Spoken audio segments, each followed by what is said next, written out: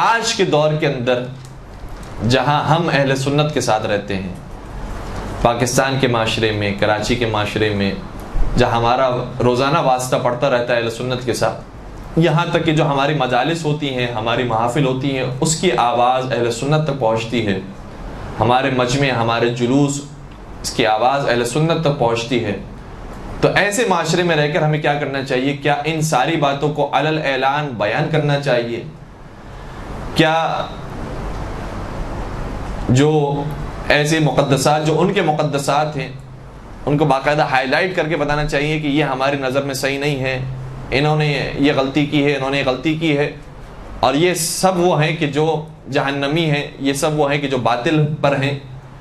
کیا انہیں باقاعدہ ممبر پر آ کر نام لے کر اور اپنے مجالس کے اندر کے جس کو سننے والے دوسرے افراد بھی ہوتے ہیں بیان کرنا چاہیے یا بیان نہیں کرنا چاہیے؟ خود تعلیمات اہل بیت کیا ہے؟ تو اب وہ بات ہے، اور اب وہ میں آپ کی خدمت میں سیرت بیان کر رہا ہوں کہ جس کو وہی پہلا والے حصے کی طرف اگر توجہ رکھیں تو اس کو اہل سنت علماء نے کہا ہے کہ دیکھیں یہ تھا اہل بیت اور صحابہ کی دوستیاں. اب وہ دوستیاں نہیں ہیں، وہ مجبوریاں ہیں. ہم جو بیان نہیں کر رہے ہیں وہ مجبوری ہے.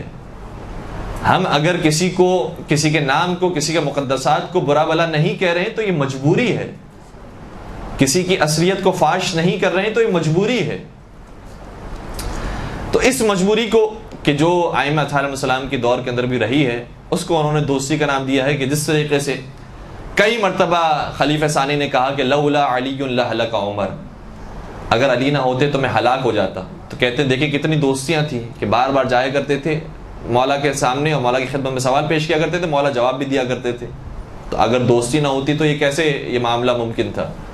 تو وہاں پر دوستی نہیں ہے، وہاں مجبوری ہے. دین اسلام کو بچانا ہے. دین اسلام کو اگر غلط فیصلے ہوتے رہیں اور غلط جوابات جاتے رہیں تو دین کی تو بالکل ہی شکل بگڑ جائے گی. جو چوتھے امام کے زمانے کی روایت یہ ہے، خود اہل سنت عالم دین نے لکھا ہے کہ دین کی بالکل شکل بدل گئی تھی، کچھ باقی نہیں رہا تھا دین میں. ہمیں پتہ ہی نہیں تھا کہ سنت رسول کیا ہے، اور ہمیں معلوم ہی نہیں تھا کہ پیغمبر اکرم کس طریقے سے رہا کرتے تھے. کہتے ہیں دین کی مکمل شکل بدل گئی تھی. صرف ایک چیز معلوم تھی کہ رسول اکرم خانہ کعبہ کی طرف رک کر کے نماز پڑھتے تھے. صرف ہمیں قبلہ پتا تھا، قبلے کے علاوہ نہ نماز صحیح آتی تھی، نہ روزہ صحیح آتا تھا، نہ حج صحیح آتا تھا، کچھ نہیں معلوم تھا. تو یہ اہل بیت ہیں جنہوں نے صحیح دین بتایا ہے. اور میں تو یہ کہتا ہوں کہ اہل سنت علماء اور اہل سنت کا جو مذہب باقی رہا ہے وہ بھی اہل بیت کے صدقے میں باقی رہا ہے. اگر کوئی صحیح بتانے والا ہوتا ہے تو جو جھوٹے بتانے والے ہوتے ہیں وہ اس میں سے کچھ نہ کچھ تبدیلیاں کر کے بتاتے ہیں کہ یہ نبی اکرم نے بیان کیا تھا، یہ سنت رسول تھی. لیکن کچھ موجود ہی نہ ہو تو اس کے اندر کیا اضافہ کریں گے، کیا کمی کریں گے؟ تو اہل بیت نے نہ صرف یہ کہ شیعت کو تو مستحکم کیا ہے، لیکن دوسری طرف سے خود بخود اہل سنت بھی مستحکم ہوئی ہے اہل بیت کے صدقے میں. اب ایسے ماحول کے اندر ہمیں کیا کرنا چاہیے جہاں پر اہل سنت ہمارے ساتھ موجود ہیں؟ تو خود مولا کائنات کی جو سیرت ہمیں نظر آتی ہے وہ سیرت ہمارے لیے بہت بڑا درس ہے کہ مولا کائنات کے حق کو چھینا گیا ہے. ہم مولا کے غم میں شریک ہیں، مولا کے غم میں روتے ہیں، لیکن ہمیں بھی وہی طریقہ اختیار کرنا چاہیے جو مولا کائنات نے کیا ہے. مولا کائنات جس طریقے سے گزار رہے تھے اپنی زندگی، ویسی زندگی ہمیں بھی گزارنی چاہیے. وفات رسول اکرم کے بعد مولا کائنات نے کئی مرتبہ احتجاج کیا ان کے سامنے، کوشش کی، صحابہ کو جمع کیا، انصار کو جمع کیا، مہاجرین کو جمع کیا کہ جو حقیقی حق ہے خلافت کا وہ اس کے صاحب حق تک پہنچ جائے. اور اتنی کوشش کی اور یہ کوشش ایسی تھی کہ سامنے والے افراد مجبور ہو گئے مولا کائنات کی گردن پر رسی باندھنے میں، بنت رسول کو شہید کرنے میں، دروازے علی و زہرا کو جلانے پر، اور اس طریقے سے ستم ڈھایا ہے اہل بیت کرام پر. یہ جو ستم ڈھایا ہے یہ مولا کائنات کو خود ستم ملا ہے، خود ظلم مولا کائنات کی ذات پر ہوا ہے، اور ہم تو ان کے اوپر ہونے والے ستم پر روتے ہیں، گریہ کرتے ہیں. مولا کائنات کی وہ جو زندگی ہے، اب جب حق کو چھین لیا گیا، خلافت کو چھین لیا گیا اور یہ واقعہ گزر گیا، اس کے بعد مولا کائنات 25 سال تک مدینہ کے اندر موجود ہیں. اور کتنے ہی موقع ایسے ملے مولا کائنات کو کہ جب خلیفہ کو قتل کر سکتے تھے، خلیفہ کے خلاف لشکر کشی کر سکتے تھے، ان کے خلاف جنگ کر سکتے تھے، ان کو مار سکتے تھے، یا اپنے دائرے کے اندر رہتے ہوئے ایک پارٹی تشکیل دے سکتے تھے، ایک لشکر، ایک گروہ بنا سکتے تھے۔ لیکن ہمیں مولا کائنات کی ساری زندگی کے اندر یہ ملتا ہے کہ مولا کائنات نے دین اسلام کو بچانے کی خاطر، حقیقی اسلام کو بچانے کی خاطر نہ تلوار اٹھائی، نہ اپنا گروہ تیار کیا، نہ اپنا کوئی لشکر بنایا، نہ ان کے مقابلے پر کوئی مسجد بنائی کہ وہاں پر ان کی نمازیں ہوتی تھی اور وہاں پہ خطبے ہوتے تھے اور وہاں سے ان کے خلاف بولا جاتا تھا اور وہ ان کے خلاف بولتے تھے، ایسا کوئی معاملہ ہوا؟ یعنی اس موقع پر بھی مولا کائنات نے دیکھا ہے کہ کس جگہ پر مجھے کلام کرنا ہے، کس جگہ پر مجھے بات کرنی ہے۔ اور نہج البلاغہ کو اگر ہم معیار بنائیں کہ نہج البلاغہ کے اندر مولا کائنات نے کہاں کہاں ان کے بارے میں بات کی ہے اور کہاں کہاں خلافت کے بارے میں بات کی ہے، تو بہت خوبصورت ایک نتیجہ ہے جو ہمیں نظر آتا ہے۔ کئی مقامات پر مولا کائنات نے اپنے حق کو ظاہر کیا ہے، بتایا ہے کہ دیکھو ہم حقیقت میں حقدار تھے خلافت کے، اہل بیت کا حق تھا، یہ حق چھینا گیا ہے۔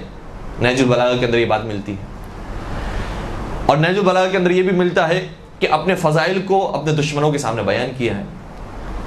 نہج البلاغہ میں یہ بھی ملتا ہے کہ اپنے خاص الخاص اصحاب کے سامنے ان واقعات کو بیان کیا ہے کہ جو اس واقعے میں شریک نہیں تھے یا شریک تھے لیکن انہیں پوری جزیات نہیں معلوم ہے، اس جزیات کو بیان کیا ہے۔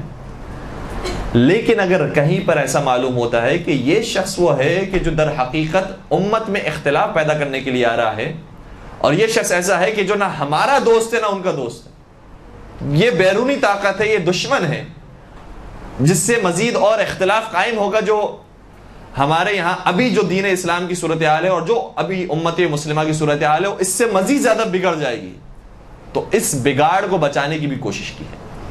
یہ ساری مثالیں نہج البلاغہ کے اندر موجود ہیں۔ اب وقت جتنا میرے پاس ہے میں آپ کی خدمت میں چند ایک مثالوں کو بیان کروں تاکہ کچھ بات جو ہے وہ ہمارے جو ہم کہنا چاہ رہے ہیں واضح ہو سکے۔ دیکھیں خطبہ ہے نہج البلاغہ کے اندر، خطبہ نمبر 3 جس کا نام ہے خطبہ شقشقیہ، بہترین خطبہ ہے سمجھنے کے لیے کہ مولا کائنات پر کیسا ظلم ہوا ہے۔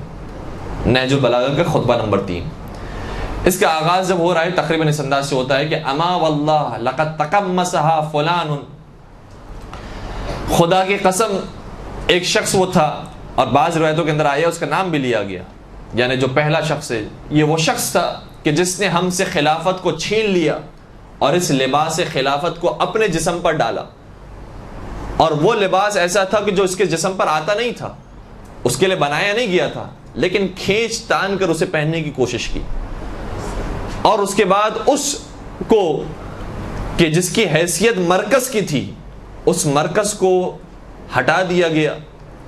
اور پھر مثال بیان کی مولا کائنات نے کہ جیسے چکی ہوتی ہے، چکی کے اندر جو درمیان میں میخ ہوتی ہے اس کی حیثیت مرکز کی ہوتی ہے، اگر وہ میخ نکال دی جائے تو سارا ڈھانچہ تو موجود ہوگا لیکن یہ چکی گھومنے کا کام نہیں انجام دے گی۔ تو اگر دین اسلام کو بھی چلاتے رہنا ہے اور دین کو بڑھاتے رہنا ہے تو اس میخ کا ہونا ضروری ہے، اور فرمایا وہ میخ وہ مرکز میں ہوں، لہذا اس مرکز کو اس کے دائرے سے ہٹا دیا گیا۔ اور پھر بیان کیا کہ پہلا آیا اس نے کیا کیا کام کیے، دوسرا آیا اس نے کیا کیا کام کیے، تیسرا آیا اس نے کیا کیا کام کیے، یہاں تک کہ میرے پاس خلافت آئی تو یہ خلافت کی یہ حالت تھی کہ پھر مجھے اس کے اندر اصلاح کی ضرورت پیش آئی، یہ کام کیا، یہ کام کیا، یہ کام کیا، اور یہ کام مزید ہونا تھا۔ یہ پورا خطبہ وہ ہے کہ جو خطبہ شقشقیہ بیان کیا ہے۔ اس خطبے کے اختتام پر ایک نقطہ ایسا ہے کہ جس سے سمجھ آتا ہے کہ یہ خطبہ کن افراد کے سامنے بیان کیا گیا ہوگا۔ اس خطبے کا جب اختتام ہوتا ہے تو اس طرح سے اختتام ہوتا ہے کہ مولا کائنات بیان کر رہے ہیں، بیان کرتے جا رہے ہیں، یہاں تک کہ ایک شخص آیا اور کہا کہ یا امیر المومنین میرا ایک سوال ہے، میں آپ سے سوال کرنا چاہتا ہوں۔ اور اس سے سوال کیا، مولا نے جواب دیا، اس کے بعد خطبہ بیان نہیں کیا، خطبہ چھوڑ دیا۔ ابن عباس کہتے ہیں کہ مولا مزید خطبہ جاری رکھیے اور بیان کیجئے، اور آپ کیا بیان کر رہے ہیں؟ اس وقت مولا نے فرمایا تلک شقشقۃ، کہ یہ تو ایک گوشت کا لوتھڑا تھا جو بلند ہو گیا، بڑا ہو گیا، ابھر گیا۔ اور یہ ایک محاورہ ہے، ضرب المثل ہے، جو زمانے میں استعمال ہوتی تھی کہ جب اونٹ غصے کے عالم میں ہو اور جلال کے عالم میں ہو تو اس کے گوشت کا ایک حصہ بلند ہو جایا کرتا تھا، ابھر جاتا تھا۔ کہا کہ یہ تو میرے دل کا غبار تھا اور میرے دل کا درد تھا جو میں نے بیان کر دیا، اب وہ درد بیٹھ گیا ہے، کیونکہ درمیان میں فاصلہ آ گیا، کہا اب یہ درد بیٹھ گیا ہے، لہٰذا میرا دل نہیں چاہتا کہ مزید اس خطبے کو بیان کروں۔ ابن عباس کہتے ہیں کہ خدا کی قسم مجھے اپنی زندگی میں جو سب سے زیادہ افسوس ہوا اس خطبے کے نامکمل رہ جانے کا ہوا۔ یہ یہاں تک نہج البلاغہ کے اندر بات موجود ہے۔ اس سے واضح ہوتا ہے کہ مولا کائنات جو خطبہ بیان کر رہے ہیں وہ ابن عباس جیسے لوگوں کے سامنے بیان کر رہے ہیں۔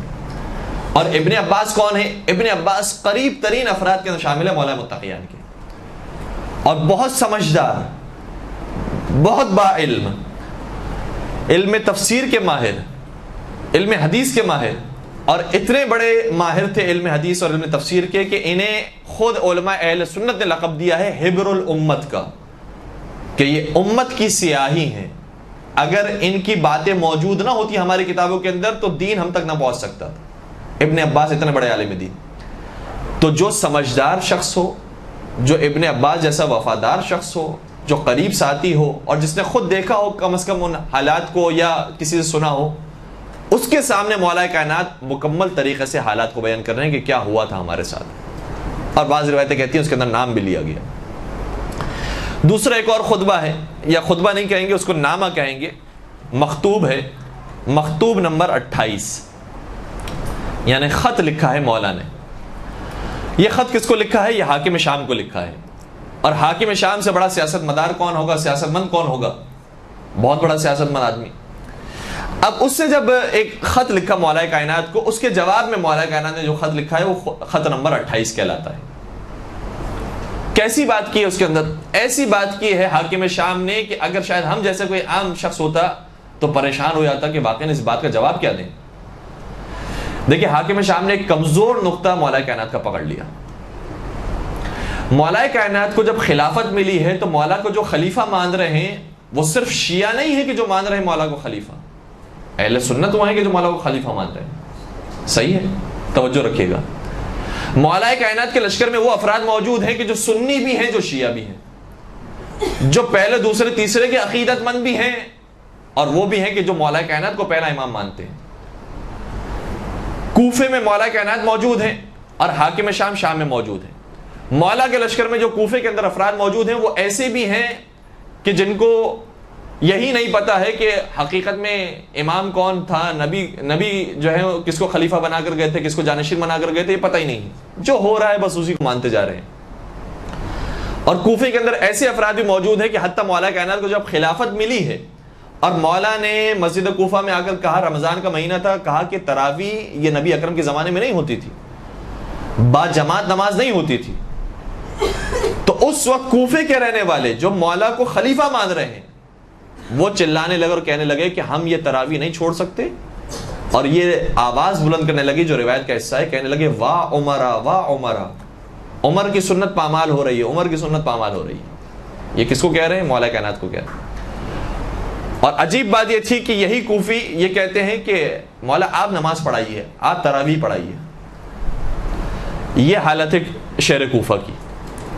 اور پھر اسی کوفے کے اندر جب آپ بعد میں دیکھیں حالات تو کیا ہوئے ہیں، امام حسن مجتبیٰ کو جب خلافت ملی ہے تو یہی کوفی وہ تھے کہ جنہوں نے خنجر گھونپا ہے مولا کے پیر میں، یہی کوفی وہ تھے کہ جو مولا امام حسن کو یہ کہہ کر پکار رہے تھے السلام علیک یا مذل المؤمنین۔ یہ جملے ایسے ہیں کہ جس کا ترجمہ میں نہیں کرتا اگر یہ لفظ جو ہے مجھے آپ تک پہنچانے کے لیے میری مجبوری نہ ہوتی۔ نواز رسول، جنت کے سردار، ان کو کوفے والے صلح ہونے کے بعد کہہ رہے ہیں اے وہ کہ جو مومنین کو ذلیل کرنے والا ہے۔ تو کیا کوفے میں وہ شیعہ تھے کہ جو امام حسن کو امام مان رہے تھے؟ یہ تو وہ تھے کہ جو بس اپنے دین کو اور اپنی دنیا کو دیکھنے والے تھے کہ ہم جس طرح بھی چل رہے ہیں بس چلنے دیا جائے۔ ان کو نہ دقت کا اندازہ تھا کہ قرآن میں کیا ذکر ہے، نہ حدیث میں کیا ذکر ہے، ان کو اس دقت کا اندازہ نہیں تھا۔ اور اسی طریقے سے یہی وہ کوفی تھے کہ جو بعد میں جا کر کربلا کے واقعے کے اندر مولا حسین کے مقابلے پر آتے ہیں، جو ہمیں کہا جاتا ہے کہ سارے کے سارے یہ کوفی تھے کہ جو مولا حسین کے مقابلے پر تھے، تو یہ شیعہ تھے۔ یہ شیعہ کہاں سے تھے؟ اگر یہ شیعہ ہوتے تو امام حسن کو خنجر نہ گھونپتے، اگر یہ شیعہ ہوتے تو اس طریقے سے نہ پکارتے مولا امام حسن کو، اگر یہ شیعہ ہوتے تو امام علی کو یہ نہ کہتے کہ تراویح پڑھائیں۔ شیعہ ایسے ہوتے ہیں۔ یہ وہ تھے کہ جو جیسا دین چل رہا ہے اور جیسا ابھی چل رہا ہے نظام ویسے چلنے دیا جائے، اور جس کو کہا جائے کہ آج کے عوام جو ہماری عوام ہیں ویسے تھے، جیسا چل رہا ہے نظام ویسے چلنے دیا جائے۔ تو کوفے کے اندر مولا امیر المومنین موجود ہیں، شام کے اندر حاکم شام موجود ہے۔ حاکم شام نے خط لکھا اور خط میں یہ کہا کہ اے علی، آپ تو وہ ہیں کہ جو پہلی خلافت کو بھی نہیں مانتے تھے، دوسری خلافت کو بھی نہیں مانتے تھے، تیسری خلافت کو بھی نہیں مانتے تھے، اور اب جب مجھے خلافت مل گئی ہے تو آپ مجھے بھی نہیں مان رہے ہیں، لہٰذا آپ کے ماننے نہ ماننے سے فرق نہیں پڑے گا۔ یہ بات حاکم شام نے مولا کائنات سے کہی۔ اب حاکم شام نے جو یہ بات کی ہے، مولا کائنات کیا جواب دیں؟ اگر مولا کائنات یہ کہیں گے کہ ہاں واقعی میں ان کو نہیں مانتا، تو اس کا مطلب یہ ہو گیا کہ مولا کائنات تو کسی کو نہیں مانتے تھے، اس لیے حاکم شام کو بھی نہیں مانتے ہیں۔ امام علی کی عادت ہی ہے کہ کسی اور کو مانتے ہی نہیں ہیں، اپنے علاوہ کسی اور کو تسلیم ہی نہیں کرتے۔ یہ مزاج اور یہ بات لوگوں تک پہنچے گی کہ علی کا کام یہ ہے کہ کسی کو مانتے ہی نہیں، کسی کو تسلیم ہی نہیں کرتے۔ دوسری طرف سے اگر مولا نے یہ کہہ دیا کہ نہیں ان کو تو میں مانتا تھا، وہ بھی صحیح تھے، وہ بھی صحیح تھے، وہ بھی صحیح تھے، لیکن میں تمہیں نہیں مانتا، تو یہاں پر علی کے دین کو خطرہ ہے۔ مولا جو پیغام دے رہے تھے اور اب تک جو بات لوگوں کے درمیان رائج تھی، اور یقیناً مولا کائنات اس پر فوکس بھی کیے ہوئے تھے، وہ یہ تھے کہ وصی رسول مجھے بنایا گیا تھا، خلیفہ بلا فصل مجھے بنایا گیا تھا، میں امام اول ہوں، میں فاروق اعظم ہوں، میں صدیق اکبر ہوں۔ یہ ساری باتیں مولا کائنات نے خود بیان کی۔ تو دونوں میں سے کوئی ایک راستہ ہے، یا مولا یہ کہیں کہ میں ان کو نہیں مانتا تھا، اگر کہیں ان کو نہیں مانتا تھا تو یہ حاکم شام یہ کہہ رہا ہے کہ تمہاری عادت یہی ہے کہ تم کسی کو نہیں مانتے، لہٰذا مجھے بھی نہیں مانتے۔ اگر یہ کہیں کہ ان کو مانتا تھا تو علی کا دین خطرے میں ہے، کیا کیا جائے؟ ایسے موقع پر مولا نے ایک خط لکھا ہے، خط نمبر 28۔ کیا خوبصورت خط ہے، واقعی پورا پڑھنے کے قابل ہے۔ اس خط کا آغاز اس طریقے سے ہوتا ہے، امام شاہ فرماتے ہیں کہ اگر میں پہلے دوسرے اور تیسرے کو مانوں یا میں پہلے دوسرے اور تیسرے کو نہ مانوں، اس سے تمہاری خلافت پر کیا فرق پڑتا ہے؟ اس سے تمہارا کیا واسطہ ہے؟ کیوں واسطہ نہیں ہے؟ کیونکہ تم تو وہ تھے کہ تم نے اور تمہارے آبا و اجداد نے ہمیشہ دین اسلام کو نقصان پہنچایا، تو تم تو ان کی بات ہی نہ کرو کہ جو اسلام لے کر آئے تھے، تم تو ان کی بات ہی نہ کرو کہ جو پیغمبر اکرم کے لشکر میں شامل تھے، تم تو ان کی بات ہی نہ کرو کہ جنہوں نے زمانے رسول کے اندر اسلام قبول کیا تھا۔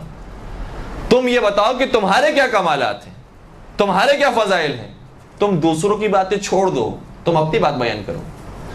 اور یہ جو جواب دیا ہے مولا کائنات نے، ابن ابی الحدید معتزلی کہتے ہیں کہ اس سے بہترین جواب ممکن نہیں تھا، ورنہ حاکم شام جیسا شخص اس نے پھنسا دیا تھا کہ یا علی ہاں کہیں گے کہ ہاں ان کو میں مانتا ہوں، یا علی نہ کہیں گے کہ نہیں مانتا، ان دونوں کے علاوہ کوئی راستہ نہیں ہے۔ لیکن مولا نے تیسرا راستہ نکالا، کہا کہ میرے ماننے نہ ماننے سے کیا فرق پڑتا ہے، یہ بتاؤ کہ تم نے کون سے کارنامے انجام دیے ہیں کہ جو تم خلیفہ رسول ہونے کا دعویٰ کرتے ہو، تم اپنے کارنامے بتاؤ، تم اپنے کمالات، تم اپنے فضائل گنواؤ، اور میں اپنے فضائل گنواتا ہوں۔ اور جب فضائل گنوانے کی باری آئے گی تو یاد رکھو کہ تم ہماری برابری نہیں کر سکتے۔ ہم تو وہ ہیں کہ لشکر اسلام کے اندر بھی کوئی شہید ہوتا تھا تو وہ عام شہید کہلاتا تھا، لیکن یاد رکھو جب ہمارے قبیلے کا کوئی شہید ہوتا تھا، جیسے جناب حمزہ ہوئے، تو انہیں شہید نہیں کہا جاتا تھا، سید الشہداء کہا جاتا تھا۔ بہت سے لشکر اسلام میں ایسے تھے کہ جن کے ہاتھ قلم ہو گئے تھے جنگ لڑتے لڑتے، لیکن جب ہمارے خاندان سے کوئی ایسا ہوتا تھا کہ جس کے ہاتھ قلم ہو جاتے تھے تو اسے پھر عام شہید نہیں کہا جاتا تھا، اسے پھر تیار کہا جاتا تھا، اسے پھر جعفر تیار کہا جاتا تھا، اسے تیار فی الجنت کہا جاتا تھا کہ جنت میں پرواز کر رہے ہیں۔ اور پھر فرمانے لگے کہ تم ہماری برابری نہیں کر سکتے، من النبی و منک المکذب، ہم تو وہ ہیں کہ ہمارے خاندان میں نبی اکرم آئے تھے اور تمہارے خاندان میں تو وہ آئے تھے جو نبی کا انکار کر رہے تھے، نبی کو جھٹلانے والے آئے تھے تمہارے خاندان میں۔ پھر فرمانے لگے منا اسد اللہ، ہمارے خاندان میں اسد اللہ پیدا ہوئے ہیں، شیر خدا پیدا ہوئے ہیں، ومن کا اسد الاحلاف، اور تمہارے خاندان میں وہ پیدا ہوئے ہیں کہ جو قسمیں کھانے کے شیر ہیں، قسمیں بہت بڑی بڑی کھایا کرتے تھے۔ اور یہ کس کی طرف اشارہ ہے؟ یہ ابو سفیان کی طرف اشارہ ہے، کیونکہ ابو سفیان تقریباً ہر جنگ میں جب شکست کھا گیا بالخصوص جنگ بدر کے اندر، تو اس نے قسم کھائی کہ اگلے سال میں آؤں گا جنگ کرنے کے لیے، اور خدا کی قسم، یا جو بھی اس کا معبود ہے اور جو بھی اس کو پرستش کرتا تھا کہتا اس کی قسم میں محمد عربی سے انتقام لوں گا. لیکن اگلا سال آیا، اگلے سال وہ جنگ پر نہیں آیا. اتنا خوف اس کے اندر موجود تھا کہ قسمیں بڑی بڑی کھایا کرتا تھا، قسمیں کھانے کا شیر تھا، لیکن جنگ پر نہیں آیا کرتا تھا. اور ہمارے اندر وہ افراد پیدا ہوئے کہ جو شیر خدا کہلاتے تھے. پھر فرمانے لگے منا منا سیدہ شباب اہل الجنہ ومنکم سبیۃ النار. ہم وہ ہیں کہ جن کے اندر جوانان جنت کے سردار پیدا ہوئے، اور تم وہ ہو کہ تمہارے اندر جہنم میں جلائے جانے والے بچے پیدا ہوئے. اور پھر فرمانے لگے منا خیر نساء العالمین ومنکم حمالۃ الحطب. ہمارا خاندان وہ ہے جس میں سیدہ کائنات سیدۃ النساء العالمین پیدا ہوئی.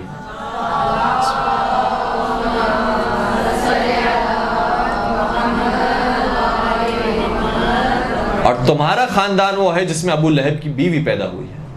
تو تم ہماری برابری نہیں کر سکتے. اپنے فضائل، اپنے کمالات بتاؤ کہ تم کس بنیاد پر کہہ رہے ہو کہ خلیفہ رسول ہو. وہاں پر مولا کائنات نے اس طریقے سے محکم جواب دیا ہے. یہاں تک بات لانے کے بعد اب بس 5 منٹ ہمارے پاس باقی بچی ہے. ایک اور نہج البلاغہ کا حصہ آپ کی خدمت بیان کرو، زحمت کو تمام کرو. دیکھیں اب تک مولا کائنات نے ابن عباس کے سامنے ہوا کھل کر بیان کیا کہ کیا کیا ہمارے ساتھ واقعات پیش آئے تھے. اسی طریقے سے حاکم شام جو جانتا ہے کہ مولا کائنات کے فضائل کیا ہے لیکن انجان بننے کی کوشش کرتا ہے اور مولا کائنات کو مشکل میں مبتلا کرنے کی کوشش کرتا ہے. حلال مشکلات کو کوئی مشکل میں مبتلا کر سکتا ہے، لہذا مولا کائنات نے اسے منہ توڑ جواب دیا. ایک اور مقام آتا ہے نہج البلاغہ کے اندر، اور خطبہ نمبر 162 162 اس میں مولا کائنات پھر اسی موضوع کو بیان کرتے ہیں. اس طریقے سے اس خطبے کا آغاز ہوتا ہے کہ مولا کائنات ظاہراً جنگ جمل کا بھی آغاز ہو رہا ہے یا جنگ صفین کا آغاز ہو رہا ہے. شاید ظاہراً جنگ جمل کا آغاز ہو رہا ہے. جنگ جمل کا آغاز ہونے والا ہے. سامنے کس کا لشکر ہے؟ وہ افراد ہیں کہ جو کلمہ گو ہیں، وہ افراد ہیں جو اپنے آپ کو مسلمان کہہ رہے تھے، اور بڑی بڑی شخصیات ہیں جو پیغمبر اکرم سے کسی نہ کسی طریقے سے نسبت رکھنے والی ہیں. اور مولا کائنات دوسری طرف ہے جو داماد مصطفیٰ ہیں، اور وہ ہیں کہ جو اخی پیغمبر اکرم ہے، جو بھائی ہیں پیغمبر اکرم کے، وہ موجود ہیں. ایسے حالات کے اندر ایک شخص آتا ہے اور کہتا ہے کہ کیف دفعکم قومکم عن ھذا المقام وانتم احق به. یا امیر المومنین یہ بتائیے آپ کی قوم نے آپ کو آپ کا حق کیوں نہیں دیا، خلافت کو کیوں چھین لیا آپ سے، جبکہ آپ اس کے زیادہ سزاوار تھے. دیکھیں اب یہ وہ سوال ہے کہ جو ہمارے دلوں کا درد ہوتا ہے کہ کوئی اہل سنت آئے ہم سے سوال کرے کہ مولا کائنات کو کیوں حق نہیں دیا گیا، تو ہم کتنی باتیں جو بیان کر سکتے ہیں کہ یہ کرنے والے تھے، یہ کرنے والے تھے، یہ کرنے والے تھے، اس وجہ سے مولا کائنات کو حق نہیں دیا گیا، اور پھر انہوں نے ایسا ظلم کیا، ایسا ظلم کیا، ایسا ظلم کیا. اتنی ساری باتیں ہمارے ذہنوں میں، مولا کائنات کے ذہن میں اس سے لاکھ درجہ اور بہت ساری باتیں ہوں گی کہ جو بیان کر سکتے تھے کہ دیکھو تم نے بہت اچھا سوال کیا ہے، ہمارے حق کے خلافت کو چھینا گیا تھا. وہاں پر جب یہ اس سے سوال کیا تو مولا نے کیا خوبصورت جواب دیا ہے. فرمانے لگے یا اخا بنی اسد، اے بنی اسد کے میرے بھائی، انک لقلق الوذین ترسل فی غیر صدد. اے بنی اسد کے میرے بھائی، تم نے وہ سوال کیا ہے جو بے محل سوال ہے. اس کا یہ موقع نہیں ہے سوال کرنے کا کہ تم یہ سوال کرو کہ خلافت جو ہمیں کیوں نہیں دی گئی ہے اور ہمارے اوپر کیا کیا ظلم کیے گئے. انک لقلق الوذین، اس کا ترجمہ بڑا عجیب ہے. تم نے بیوقوفی کا کام کیا ہے. ابھی جنگ شروع ہونے والی ہے اور جنگ شروع ہونے سے پہلے تم مجھ سے سوال کر رہے ہو کہ آپ کا حق کی خلافت کیوں چھینا گیا ہے.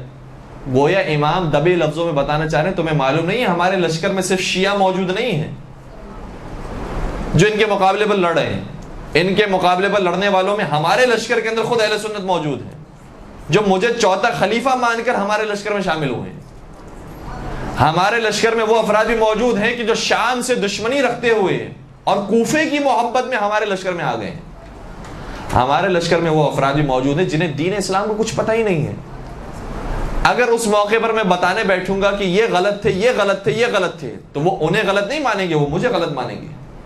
کہ یہ تو شخص وہ ہے کہ جو کسی کو صحیح تسلیم نہیں کرتا ہے، لہٰذا انہیں اتنی ڈیٹیلز میں، اتنی جزیات میں ابھی بیان نہیں کر سکتا ہوں. ابھی جنگ کا وقت ہے، اور جنگ کے وقت کے اندر آپ خود محسوس کریں گی کہ جب جنگ کا ماحول ہوتا ہے تو اس کے اندر جوش و جذبے والی تقریر کی جاتی ہے کہ دیکھو جو تمہارے مقابلے پر ہے اس نے ایسی ایسی کوتاہیاں کی ہیں، ایسی ایسی غلطیاں کی ہیں، اور ہم وہ ہیں کہ جن کے بارے میں نبی اکرم نے فرمایا تھا، ہم وہ ہیں کہ جن کے فضائل ہیں.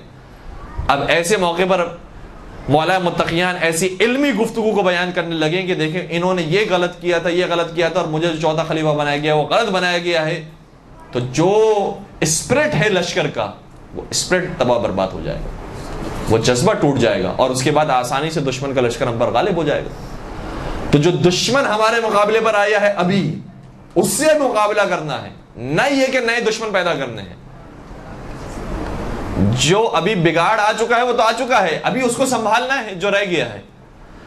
لہٰذا مولا متقیان ایسے موقع پر اور کیا خوبصورت انداز اختیار فرماتے ایک تو یہ بیان فرمایا کہ تم نے بے موقع سوال کیا ہے، دوسری بات یہ بیان فرمائی لیکن بعد زمامت السحر وحق بعد زمامت السحر، یہ بعد زمامت السحر وحق المسألتی، لیکن چونکہ تمہاری ہم سے دور کی رشتہ داری بھی ہوتی ہے اور تم نے ابھی ہم سے سوال کر لیا ہے تو ہم تمہیں بے جواب بھی جانے نہیں دیں گے، تمہیں کوئی جواب بھی دیں گے.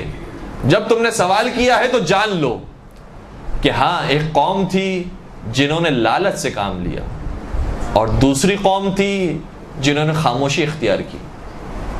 پھر فرمانے لگے والحکم اللہ والمعبد الیہ القیامہ، لیکن حقیقت میں جو حکم کرے گی ذات وہ پروردگار کی ذات ہوگی، وہ فیصلہ کرے گی کہ کون حق پر تھا کون باطل پر تھا. والمعبد الیہ القیامہ، اور حساب و کتاب کا دن قیامت کا دن ہوگا. نہ یہ بیان فرماتے ہیں کہ وہ غلط تھے، نہ یہ کہتے ہیں کہ وہ صحیح تھے. اس بات کو چھوڑ دیا، کہا اس بات کو ابھی بیان نہ کرو، ابھی جو دوسرے بڑے مسائل ہیں ان کو بیان کرو. تو کبھی کبھار ہمیں دیکھنا پڑتا ہے کہ ہمارے سامنے مخاطب کون ہے، ماحول کیسا ہے، کس ماحول کے درمیان ہم سے یہ بات کروائی جا رہی ہے اور ہم سے سوال کیا جا رہا ہے. لہٰذا اگر ماحول ایسا ہو کہ جو واقعا سمجھنے کے لیے آیا ہے، ایک مسئلے کو بیان کیا جا سکتا ہے وہاں پر، تو وہاں پر بیان کیا جائے. لیکن ایک عمومی ماحول ہو کہ جس کے اندر ہر قسم کے افراد پائے جاتے ہیں، اور وہاں پر اگر اس مسئلے کو ڈسکس کیا تو مسئلہ حل ہونے کے بجائے مزید الجھ جائے گا اور مزید اس کے اندر نفرتیں پیدا ہو جائیں گی، تو وہاں پر ایسے مسئلے کو ڈسکس نہ کیا جائے. تو یہ سنت امیر المومنین حضرت علی ابن ابی طالب صلی اللہ علیہ وسلم ہے.